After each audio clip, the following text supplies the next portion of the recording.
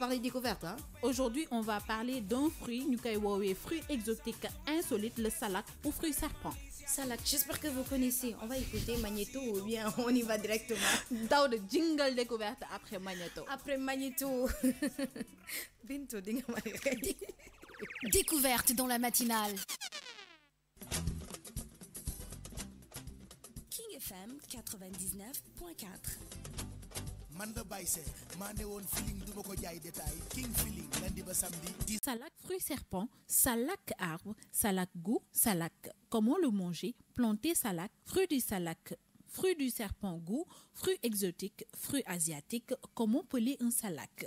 Tout ça c'est un ensemble, mais il faudrait savoir que le salak ou fruit serpent est un fruit exotique très insolite.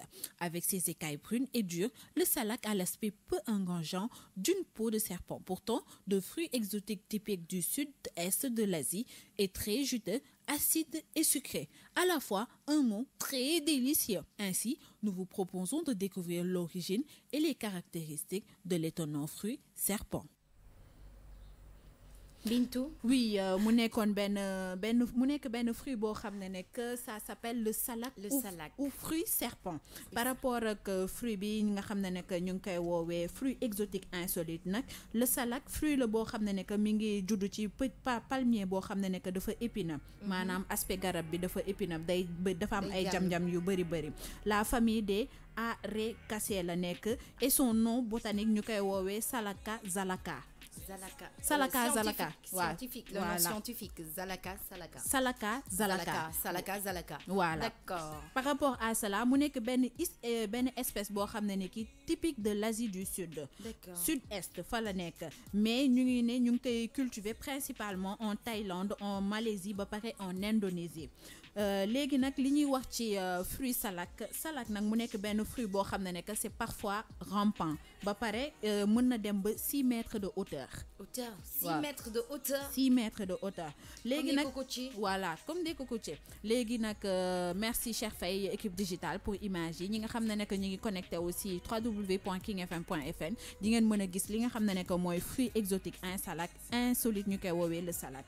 Beneen aspect bi may indi ci fruit bi mooy que à l'intérieur dafa am benn chair boo xam ne dafa weex nacré lañ ko mën a méggaleel ba pare dafa am aspect boo xam ne que dafa dëgër maanaam boo koy croquer dafay mel ni ngay croquer pomme comme ni mu dëgëree ci dëgërwaay bi si je peux me permettre ñu joxe comparaison boobu mais pour ñi nga xam ne que dañuy découvrir fruit bi mën nga utiliser paaka nga dagg ko ci digg bi nga dindi li nga xam ne que mooy noix bi nga daal di mën a lekk fruit bi en tant que tel moo nekk nii. Merci beaucoup Cheikh Faye.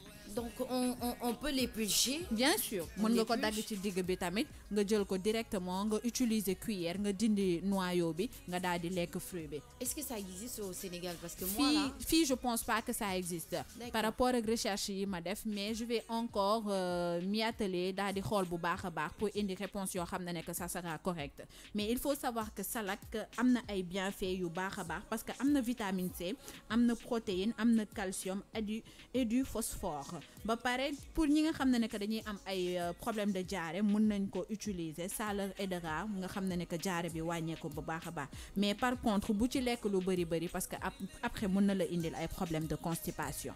D'accord, ça parle de constipation. Alors là, salak, moi je pensais quand j'ai vu le fruit, je pensais que c'était comment ça s'appelle encore le fruit là qu'on mange souvent.